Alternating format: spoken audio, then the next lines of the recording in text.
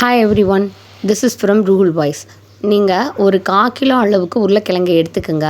இது எனக்கு மத்தியானத்துக்கும் தேவைப்பட்டதுனால 1/2 கிலோவாக சேர்த்து வேக வச்சுட்டேன். இதில் பாதி உருளைக்கிழங்கை தான் நான் யூஸ் பண்ண போகிறேன். ஒரு 1/2 டீஸ்பூன் அளவுக்கு உப்பை போட்டு நான் வேக வச்சு எடுத்து வச்சுருக்கேன். ஒரு பெரிய வெங்காயத்தை நல்லா நைஸாக கட் பண்ணிக்கணும்.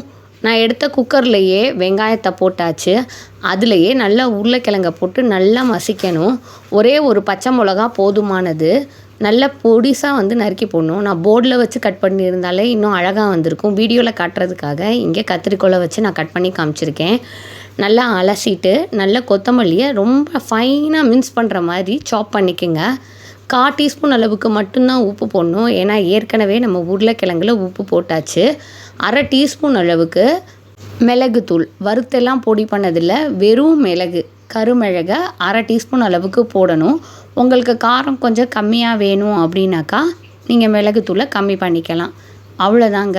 வேறு எந்த மசாலாவுமே போடாதீங்க. இஞ்சி எல்லாம் வாயில் வரும்னு சொல்லிட்டு பிள்ளைங்க சாப்பிட மாட்டாங்க. இந்த மாதிரி ஒரு சிம்பிளான ஆலு பரோட்டாவை பண்ணி தந்தீங்கன்னா சட்னியோ இல்லை இதுக்கு சைட் டிஷ்ஷோ எதுவுமே தேவையில்லை. ஒரு எமர்ஜென்சிக்கு ஃப்ரிட்ஜில் மாவு இருந்து நீங்கள் வேறு ஏதாவது டிஃப்ரெண்ட்டாக பண்ணணும்னு நினச்சிங்கன்னா இந்த மாதிரி பண்ணித்தாங்க.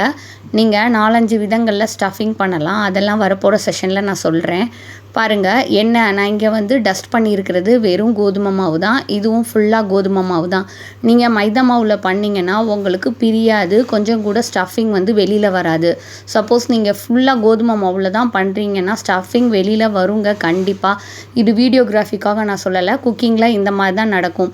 வெறும் இந்த கடையில் விற்கிற மாவுங்களை வச்சு நீங்கள் பண்ணிங்கன்னாக்கா உங்களுக்கு ஸ்டஃபிங் வெளியில் வராது. வீட்டில் அரைச்சதுனா கண்டிப்பான முறையில் வரும். ஆனால் அந்த டேஸ்ட்டே வேறையாக இருக்கும். கிறிஸ்பியாக க்ரன்ச்சியாக வாயில் பைட்ஸ் டேஸ்ட் நிற்குங்க. எண்ணெய் போட்டு சுடணும். நன்றி.